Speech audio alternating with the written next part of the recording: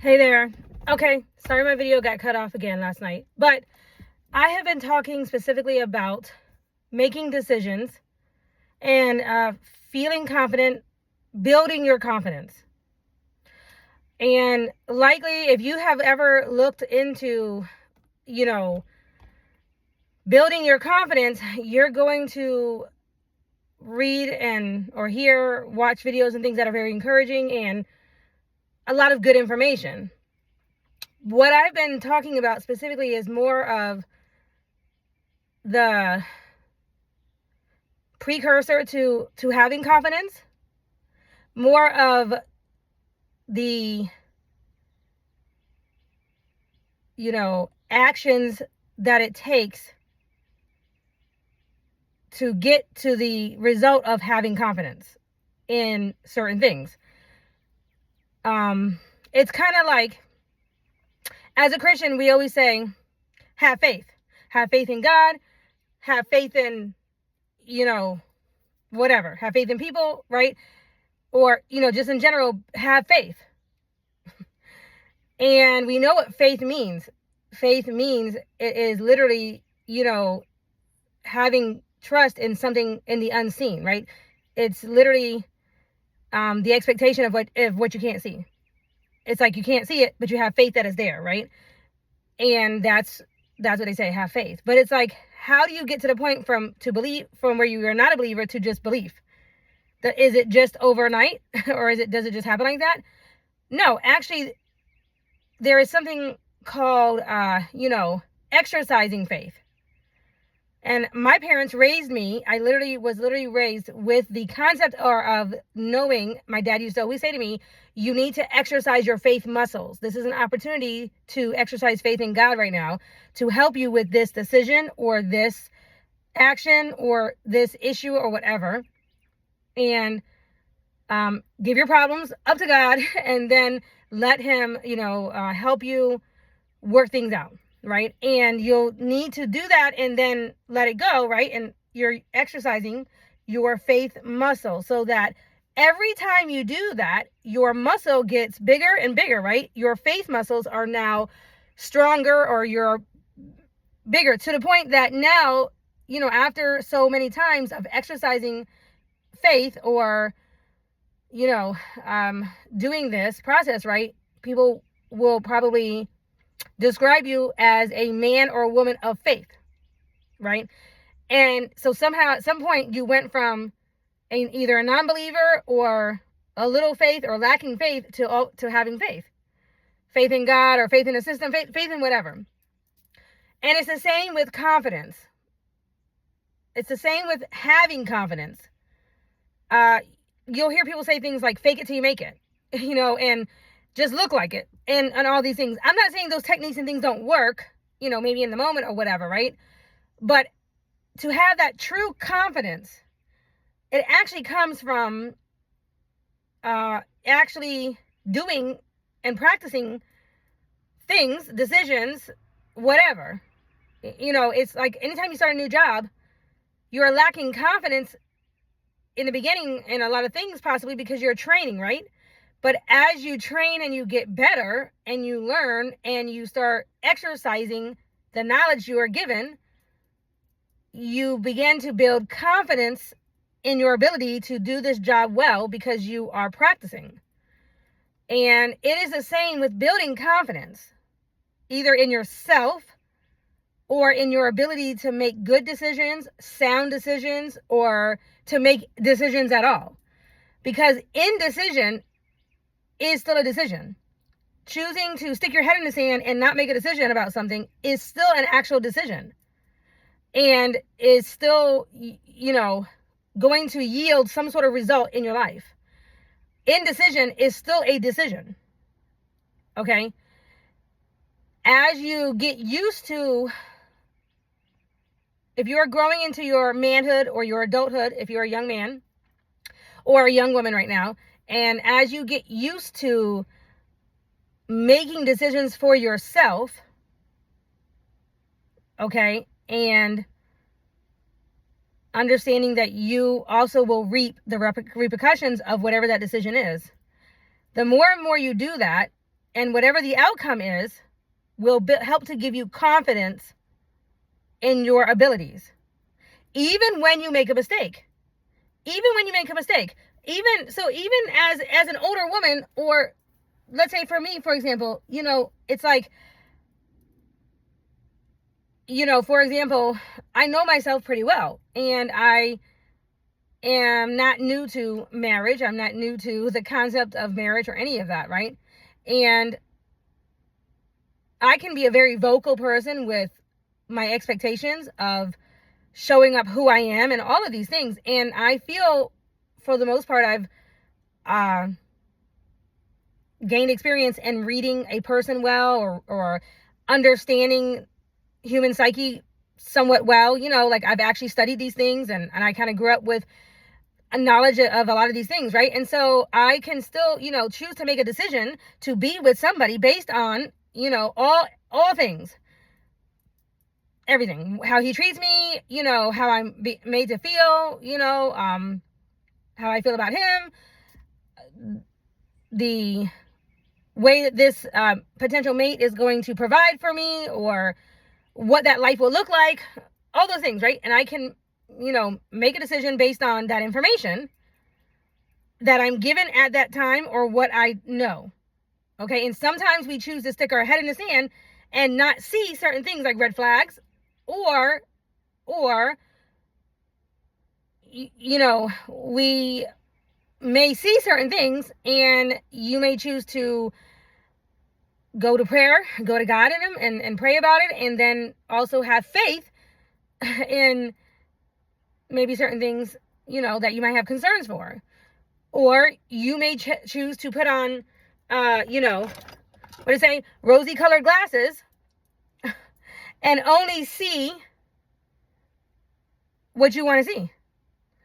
Because these glasses, as long as you have these glasses on, you only see a wonderful, amazing partner who is, kind and loving and nurturing, or whatever. Because you want to wear these glasses. And these glasses are a shield to the truth, or a shield maybe to the mask, or to the red flags. So for various reasons, you may make a decision with not full knowledge, knowingly or unknowingly, right?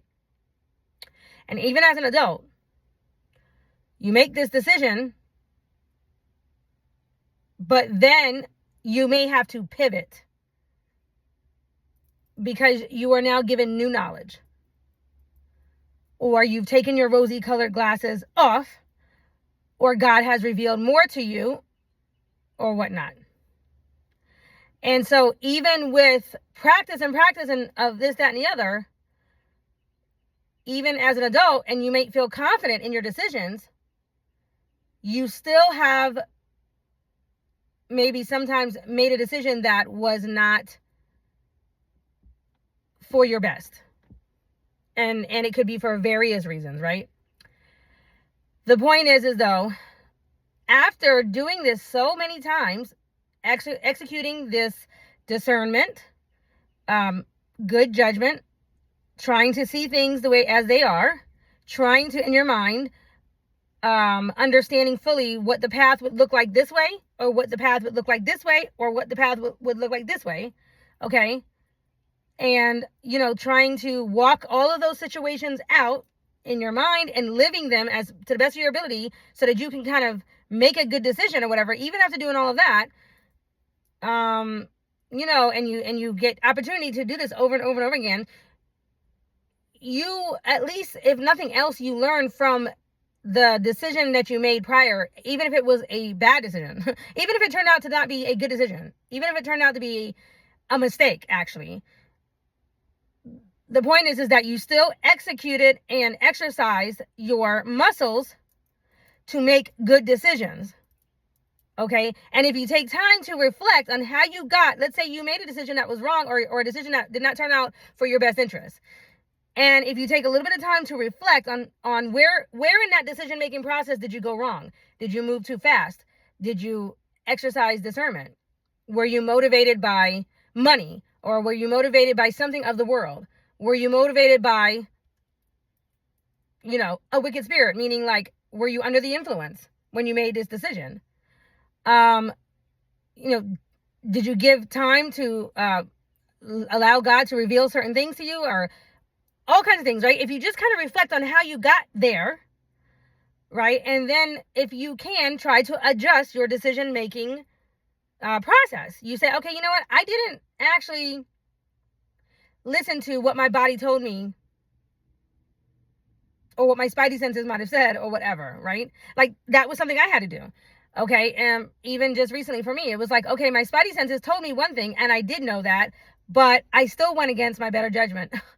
Okay. And I still did XYZ. I took a chance. Basically, I took a chance. I did that, and I had to pivot. So sometimes it doesn't matter.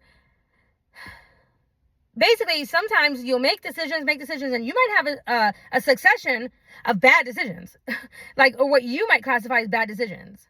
And you might think to yourself, like, man, I don't have any confidence in myself. I make bad decisions. But if you're at a place of reflection and you're looking at how you arrived at these different decisions and whatnot, right?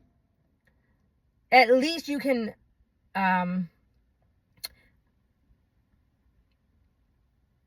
take the experience and gain something from it to choose to do something different. And you can learn from it in that way. And in that way, that experience, that decision that you made, it becomes now a good thing, potentially a catalyst. Okay. And a catalyst is something in your life that propels you to move fast. Okay. And this has happened to me several times in my life.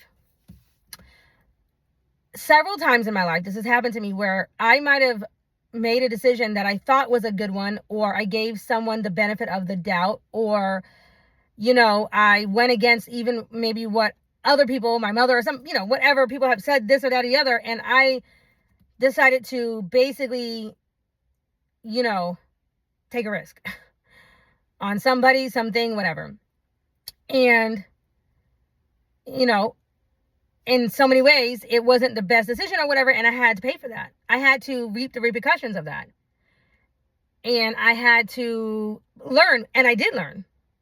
And each time that you do that, if you take away whatever it was that you need to take away, you get better and you get stronger, right? So that now it's like, okay, I know now that not everybody has the same level of intensity of love, or not everybody has the same openness, willingness to share all their information or be truthful, or not everybody, has good intentions or whatever, right? Whatever it is that you learn, okay?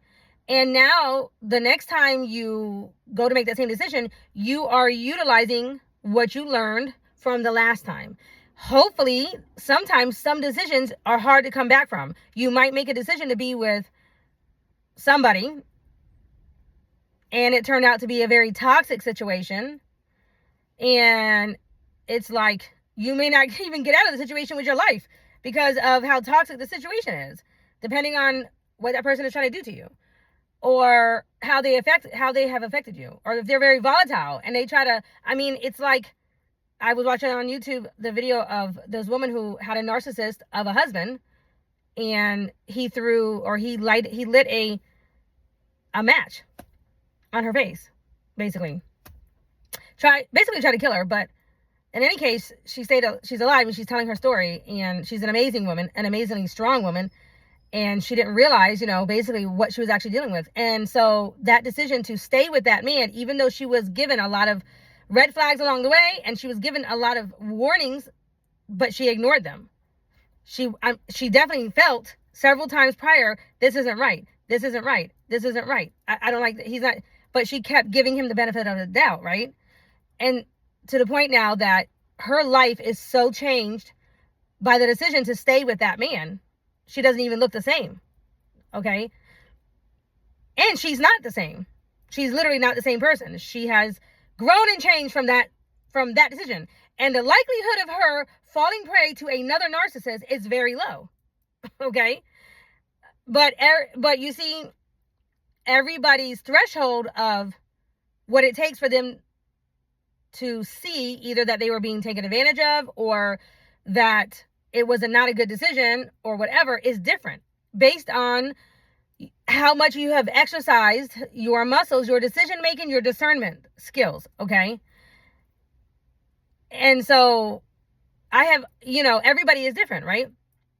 When you know your limitations and you know what you can deal with and what you can't, and when you have already made a lot of certain decisions in your life, depending on where you are, you may pivot very fast. And I know for me, I use situations like this. I use situations where I might not have made the best decision, or I might have made a mistake in some sort of way or something, but I choose to use the situation or whatever as a catalyst for growth. It's like whatever the situation was, I use it. I use that energy. I use that situation to now grow so far past that I won't fall prey for that again. Right? And that's how I've always been. I've always been that way. I remember a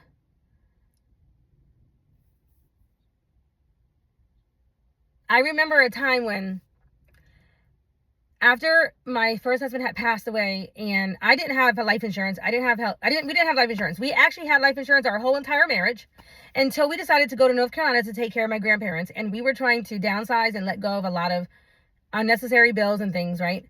And my husband was in his 30s, and, we decided to restart everything. And we figured we would get life insurance again once we restarted jobs and our life and everything in North Carolina. But we wanted to take care of our my grandparents and everything, right? And just restart our life with our kids and everything up there. And I had no idea that in that 7 months that we didn't have life insurance, literally, it was 7 months from having life insurance to not having it. He had a heart attack and died. And we had $1 million. It was $1 million on him and $500,000 on me. I remember that. And I had to make a lot of decisions very fast because I didn't have the kind of money I needed saved up, and I wasn't expecting that to happen. I wasn't expecting to have to stay in North Carolina. I didn't have a whole lot of options because we had not quite set everything. We were not there yet. We had literally just, restarting everything. And, but my congregation that I was attending up there, they did the funeral services and everything, and they came together and everybody donated money to me. And the money I had actually gotten total, it was definitely a couple thousands of dollars. With the congregation, it was about $3,000. I had a couple family members that pitched in. I have a very loving cousin, a very loving, sweet cousin who, loved me so much and gave a good portion of his savings that he happened to have. And he gave that to me. And it touched me. I think about that all the time. He literally gave me a couple grand. And I was so moved by that. And I still am, even to this day. I love him so much. It's my cousin.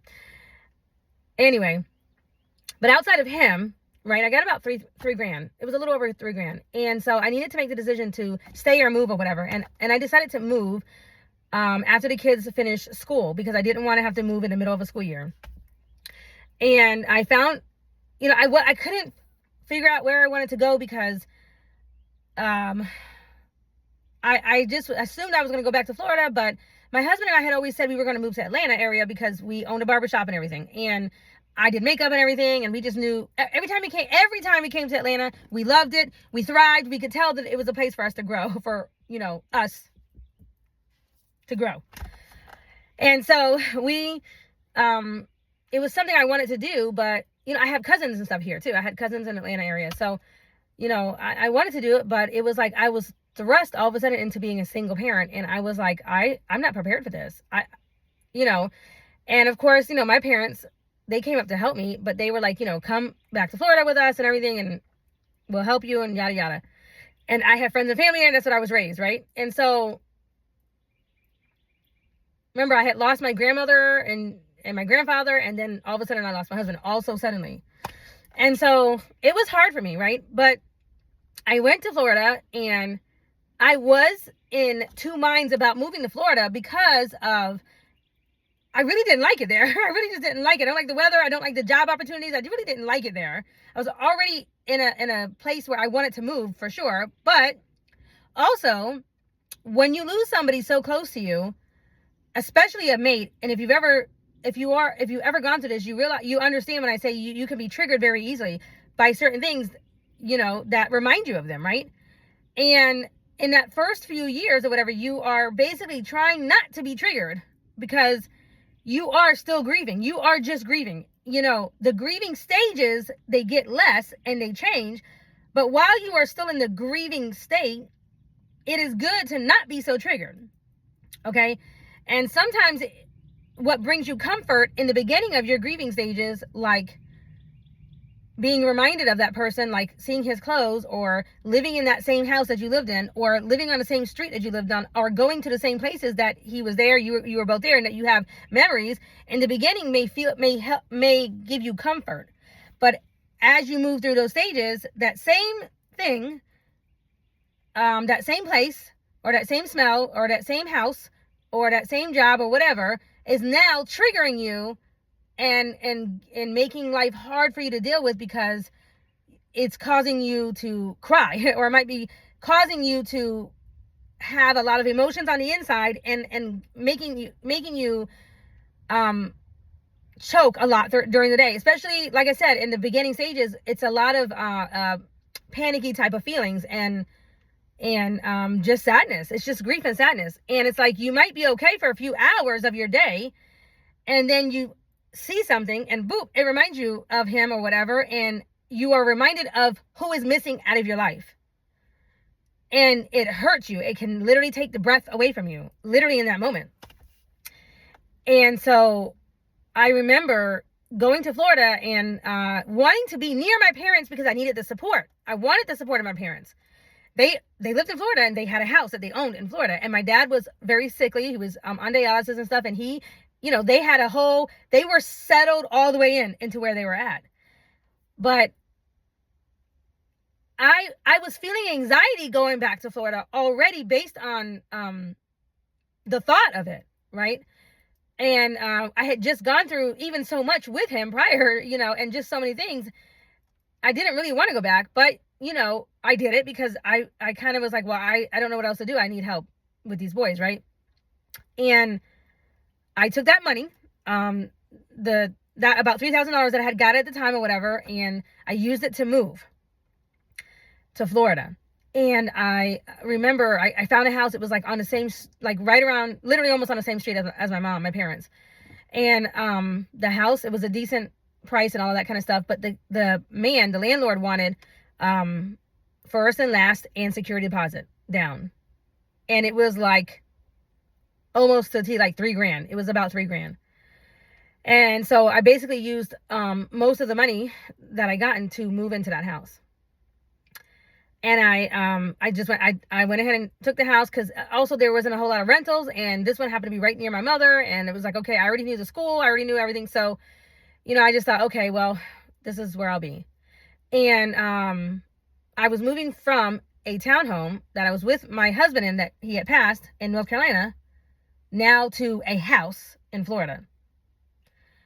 And when I got, I did look through the house and everything, but the way the house was set up, it was like a long L-shaped house. And I liked the location, but the windows were so low to the ground, you could literally just kick in the window if you wanted to break in. You could just literally kick it in, like break the glass and walk in, like literally step over it. The windows were so low. And also, I remember thinking the way that the house went for real long, it was like, if I felt in my mind, I kept seeing being chased by somebody, and like the hallway was never going to end. It was a weird, I don't know, it's hard to explain, but I remember my sister-in-law came with me at the time, and she looked at the house and she felt the same way. She was like, and now that I think about it, I think that because we both kind of got the EBGBs, and I really feel that, I didn't even at that time, because I was just literally, I just went ahead and took the house, and I was just walking through and everything, but I didn't, cleanse the energy or anything. I didn't think about any of that, but I was so full of anxiety because I actually did not want to move to Florida because of all the memories that I knew I was going to be flooded with, all the reminders of my husband, and I knew that was going to bring me, it was going to make me cry. I just knew it. I was already experiencing it because, my husband and I were both raised in Florida for the most part. Well, he was raised out, but he moved in when he was like 12 or something. And so him and I, we had a lot of memories there from, all up and down Florida. There was nowhere that I was going that I hadn't already been there with him.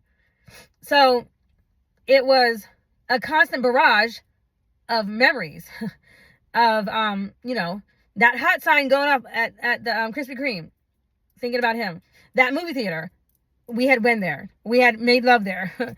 That mall, we had shopped at that mall many times, and we made love there too. And then there was, this place and that place and this place and that place. I mean, me and him we grew up together, and we did so many things together, and every place had a literal memory to it. And I was already experiencing that so much. And then walking into that house and then looking at those windows, and I remember thinking, like, I'm going to be in a whole house without a man. And that was the first time, with these children. I had moved out on my own, but I was in apartments.